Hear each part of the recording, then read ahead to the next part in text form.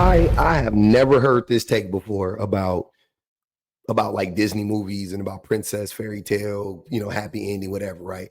I've never heard this take. I recently started to hear how like the Disney fairy tale, like how they paint men and women and romance and all of this in this positive light or whatever, and it does like a number on little girls' br- brains and minds, and then when they get older, they start to think like that's how it's going to be. Um, I see that, like I've seen that. I'm like, okay, yeah, that's crazy, right? But this woman is doing. I mean, this shit is crazy. I love this take. I love this take. It's similar to how I feel about like Killmonger and or the Joker, not the weird Joker, but the Keith Ledger Joker in Batman, and how I feel about Killmonger in Black Panther. It's like I agree with them in principle. In practice, not so much. I didn't agree with the things that they wanted to do. I was like, that's a little extreme. But in principle, I definitely agree with what they were saying. And it's crazy because we paint them out to be like the craziest villains, when in reality, I mean, they kind of were driven to be crazy. They were reacting to society. They were fighting fire with fire, so to speak. And that's where, my approach differs, because I don't think you fight fire with fire. I think you fight fire with water. But nonetheless, I can see how a lot of times they try to make villains seem like they're crazy and irrational, and they tie in a lot of good ideas and a lot of things that people just like innately or inherently feel in society, and they try to make it they try to villainize it and make it seem like, oh no, that's bad. So you tie it into this person that you have such negative, like strong negative emotions and feelings about, that you won't want to have those thoughts when you get older, right? Or you won't want to have those thoughts even right now, or whatever the case may be. You don't want to see the world through the lens of Killmonger at all, right? They tried to make Killmonger be so unappealing, but he ended up being like likable. You know what I'm saying? Because a lot of us were like, wait, but I'm an adult now, by the way. But if I was a kid, Killmonger may have been the person. I'm like, oh, Killmonger is bad. You don't want to be the bad guy, right? Or even who was the last guy? The purple dude that they Infinity Wars, Thanos. Thanos, you know, he had a point. He had some points, but he was wild. Like, it was way too radical. I'm not agreeing what he did, but he had a point sometimes. He did make some solid points, nonetheless. 101 Dalmatians is a cautionary tale. Cruella said it all. Oh no, if I left, it wouldn't be for another job. Oh, really? What would it be for? Well, I don't know, if I met someone, if working here didn't fit in with our plans. Marriage. Perhaps. More good women have lost a marriage into war, famine, disease, and disaster. You have talent, darling. Don't squander it. Well, I don't think that it's something we have to worry about. I don't have any prospects. Thank God. It's so interesting how the villains in movies and TV were the ones who were trying to liberate women. I wonder why that is. And you must be Rufus. It's Roger, and it's a pleasure, Miss DeVille. What's a pleasure? Making your acquaintance. Such a sweet thought. I wish I could reciprocate. Tell me, darling, who married him for his dog? Cruella saw this man and was like, sis, please, do not get trapped by this man. You will lose all your dreams. Oh, did Anita tell you the news? She's going to have a baby. Is this true? Yes. Oh, you poor thing. I'm so sorry. We're very excited about it, Cruella. You can't be serious. She is. Cruella trying to warn the girl. Women are taught from a very early age that a man's dreams is our dreams. But why was that energy never reciprocated? It's all about promoting a system and keeping that system in place where women give up their dreams and literally do everything for a man so he can live out his. Lo and behold. Get ready, get ready.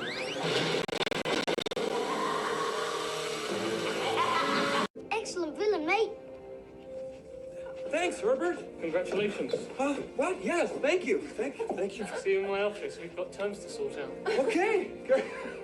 Excellent villain, mate.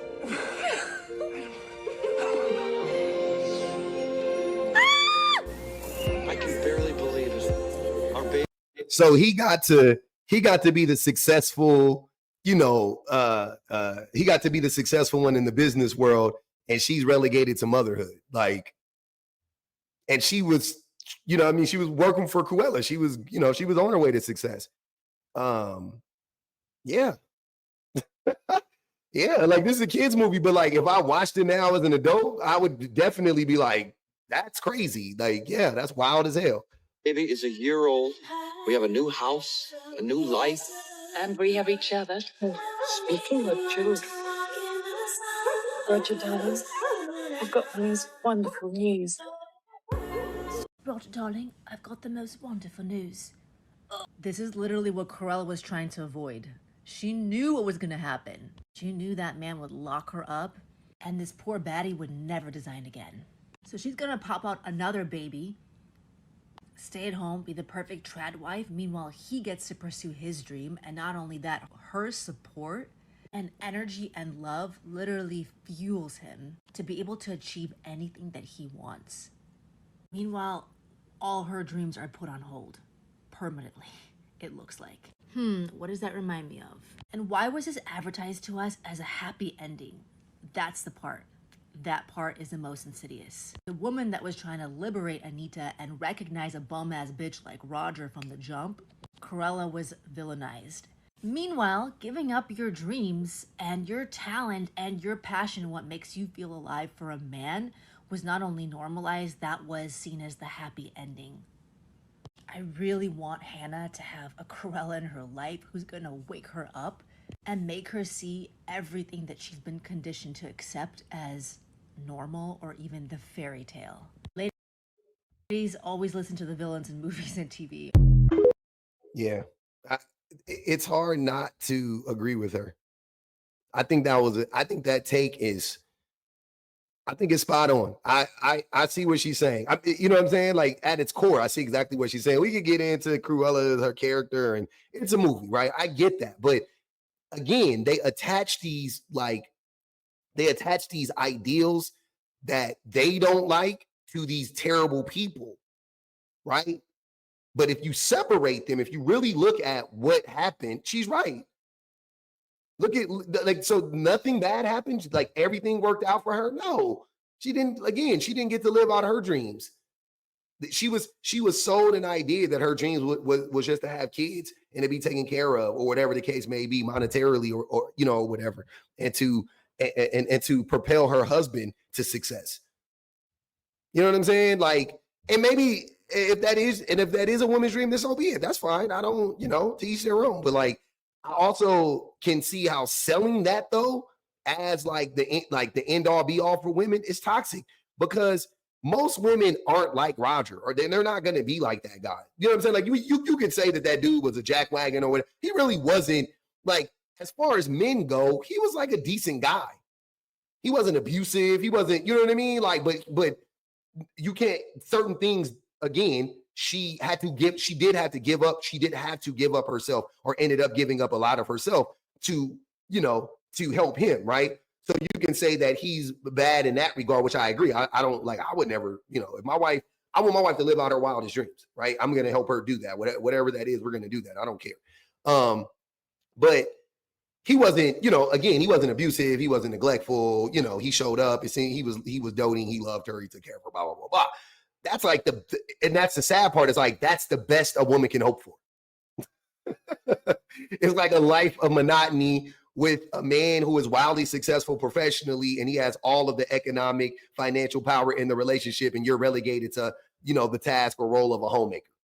That's like best case scenario for women in this country. I'm talking about leave it up to the men who write these movies. That's fucked up. That is, like, that's terrible. That's not something that I would ever want to sell my daughter or any young girl or woman, ever. Ask yourself why they made all the divas who have decentered men the villains in Disney films. But without my voice, how can I? You have your looks, your pretty face, And don't underestimate the importance of body language. The men up there don't like a lot of blather. They think a girl who gossips is a bore. Yet on land it's much preferred for ladies not to say a word. And after all, dear, what is idle prattle for? Come on, they're not all that impressed with conversation. True gentlemen avoid it when they can. But they dote and swoon and fawn on a lady who's withdrawn. It's she who holds her tongue who gets a man. Come on, you! Why do they always villainize the businesswoman every fucking time? Miranda Priestley, Ursula, Cruella, Meredith Blake, she was a business PR baddie, Hades. Have you noticed that the villains always give the fine print in large font? And the quote-unquote heroes, the fine print in invisible ink. Literally invisible ink. Like, I'm sorry, this baddie did not care about any man. The villains do not give a fuck about the men. Like, this is what happened with Bum Roger in 101 Dalmatians. He literally took that baddie's future, and Cruella was the only one to give a damn. And be like, girl, you're gonna ruin your whole future and your dreams for this little bum. I feel like the villains are high-key the only ones for the girls. All the consequences were written in the contract. Like, she's like, yeah, we're doing a business deal right now, but this is what it is up on Earth. Like, all the Prince Charmings, like, they don't want to hear your voice. They don't want you to have authority. Hello? Like, they want to control you. Her contract broke down everything that was about to happen. Meanwhile, like, in The only thing that they do with the villains though, where the way that they get away with this though, is that they paint the villains out to be these people who aim to get over on the protagonist as well. You see what I'm saying? When in reality, that really wouldn't be the case. Like they wouldn't be trying to get over. You know what I'm saying? In real life, she would just be putting Ariel on game and just being like, dude, these men ain't shit. Like, and it would just be that. She wouldn't be trying to like scam or scheme, you know what I mean? Or like, you know, but they try to make Cruella, they try to make Ursula be these women who are these like haters of other women, like younger, attractive women, right? They made Ursula be like an older woman. They made Ariel be this like young, pretty girl. And they made Cruella de Vil, even though Cruella de Vil was beautiful, she was, you know, she's older and she's like over the hill in the eyes of men. She has no prospects. You have this young woman, like that's how they do it. Like that's how they get away with it. They get away with it by making them look like they're also trying to get over on the women, on the girls, on the on the younger women, right? But in reality, again, that wouldn't happen. That the majority of the time, like that wouldn't be the case. The women aren't like hating on younger women. They're trying to warn younger women straight up and down. in real life, the nice guys, the heroes, they would literally fake their personalities for 6 months. And that's why they're the most insidious, because they're never upfront with it. And they're never the ones with the soul, actually. But love bombing is so effective. That's why all these toxic relationships are normalized. This is why women feel bad about having standards and wanting the best for themselves because of Disney and all these films that we've been indoctrinated with. Man, that, like I said, I love that take. And I like, because like I said, we always hear from the other side of like, oh, the princess. We are selling women on the idea of the princess or whatever. No. It's all about the villain. And she's right. It is. It's all about the villain. Like from here on out, I'm going to really pay attention to the villains in these movies. Right? Now, in certain movies, again, the villains are actually bad people.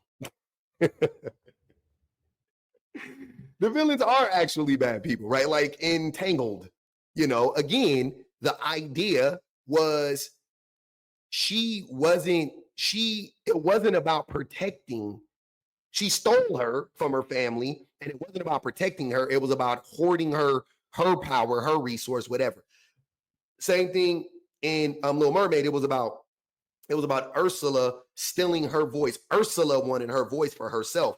So it paints the woman as like jealous, even though she spoke a lot of truth or whatever. But that, again, that's how they get away with it.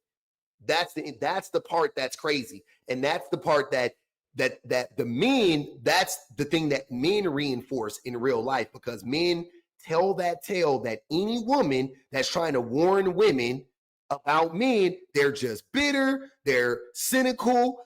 They don't, it's not rooted in reality. It's the men they know. It's not about men in general. It's not like most men are these men. It's the 5 men that they've met. Yes, that's what it is. Yes. That was good. I like that.